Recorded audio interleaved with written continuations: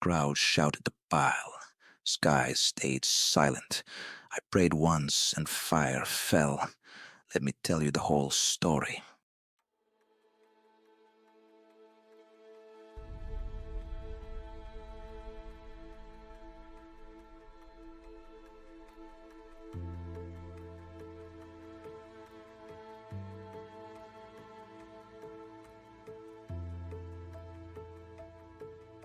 Long ago, in the days of ancient Israel, the land was dry, the skies were silent, and the people had forgotten their God. For 3 long years, not a single drop of rain had fallen. Crops had withered, rivers had dried, the ground had cracked open in hunger.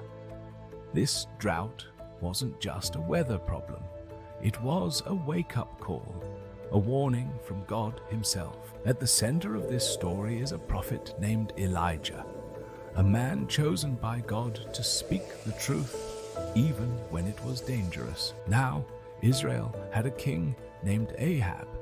He ruled with power, but not with wisdom, and his queen, Jezebel, was even worse. Together, they had led the people away from the Lord and into the worship of a false god named Baal.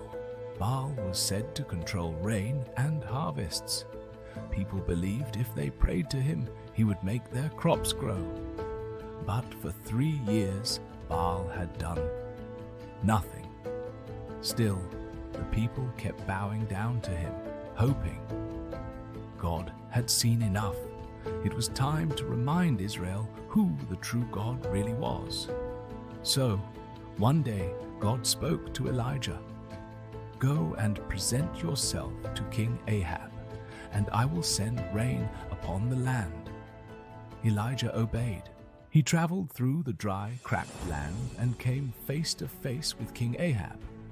The king's eyes burned with anger. "Is that you, you troublemaker of Israel?" But Elijah stood firm. "I'm not the one causing trouble," he said. "You and your family are.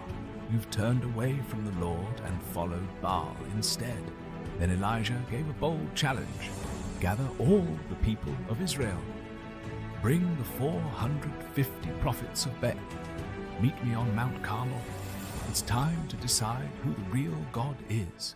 The sun rose over the mountain as people from all over the land gathered. They stood in silence, waiting. On one side, 450 prophets of Baal, dressed in fine robes, confident and proud. On the other side, one man, Elijah, alone, but not afraid. Elijah looked at the crowd and asked a question that pierced their hearts. "How long will you waver between 2 opinions? If the Lord is God, follow him. But if Baal is God, then follow him." No one answered. The silence said everything. So Elijah explained the challenge. "We'll each build an altar," he said. "We'll place wood and a bull for sacrifice, but we won't light the fire. Instead, we'll call upon our gods, and the one who answers with fire from heaven, he is the true God." The people agreed. "That sounds fair," they said. Elijah let the prophets of Baal go first. From morning until noon, the prophets shouted and prayed. "Baal, answer us!" They danced, they jumped, they cried out. But nothing happened. By midday, Elijah couldn't help but speak up. "Maybe your God is sleeping," he said, "or traveling, or maybe he's just busy." The prophets grew desperate. They shouted louder. They cut themselves with knives, hoping Baal would see their pain and respond. But still, no answer, no fire, no voice, no sign.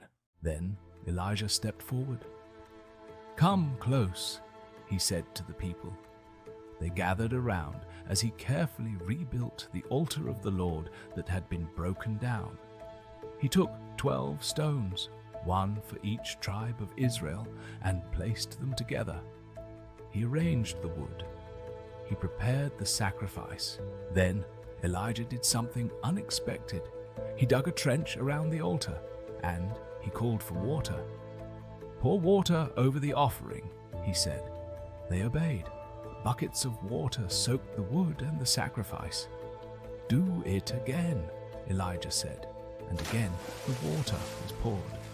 "Do it a third time." By now, everything was dripping wet. Water filled the trench. There was no way this pile of soaked wood could catch fire, at least not without help from heaven. Then Elijah looked to the sky. He didn't shout. He didn't dance. He didn't cut himself. He simply prayed, "O Lord, God of Abraham, Isaac, and Israel, let it be known today that you are God in Israel. Answer me, Lord, so these people will know that you are turning their hearts back to you." And in that moment, fire fell from heaven. It blazed down like lightning and consumed the entire offering. The wood, the stones, the water, everything was gone in an instant, burned up by the power of the one true God. The people fell on their faces in awe. "The Lord, He is God! The Lord, He is God!" They had seen it with their own eyes. Baal was silent, but the Lord had spoken with fire. But the story doesn't end there. Elijah turned to the people and said, "Seize the prophets of Baal. Don't let them escape." And they did. Justice was served that day. Then Elijah went up the mountain to pray. Even though the sky was still clear, he believed God's promise to send rain. He knelt down and sent his servant to look toward the sea. "Do you see anything?" Elijah asked. "Nothing," the servant said. 7 times Elijah prayed, and 7 times the servant went to look. Finally, the 7th time, the servant returned and said, "There's a small cloud rising from the sea, no bigger than a man's hand." That was enough for Elijah. "Go tell Ahab, hitch up your chariot and head home before the rain stops you." And soon dark clouds rolled in. Thunder rumbled, wind howled, and rain, blessed rain, poured from the sky. After 3 long years, God had opened the heavens. Elijah's story is more than just a dramatic showdown. It's a call to choose. In a time when people had forgotten God, Elijah stood alone. But with God on his side, he was never outnumbered. He didn't need to perform. He didn't need to scream. He trusted in God's power, and God showed up. This story asks us the same question Elijah asked the people of Israel. How long will you waver between 2 opinions? We live in a world full of noise, distractions, and false promises. It's easy to drift, to compromise, to bow down to the Baals of our time: money, power, approval, comfort. But Elijah reminds us, there is one God, one truth, one fire from heaven. When everything else is silent, God speaks. When everything else fails, God shows up. So, what will you choose? Let Elijah's courage inspire you. Let God's power awaken you. And let your heart be turned back to the one who never stopped loving you. Thanks for watching.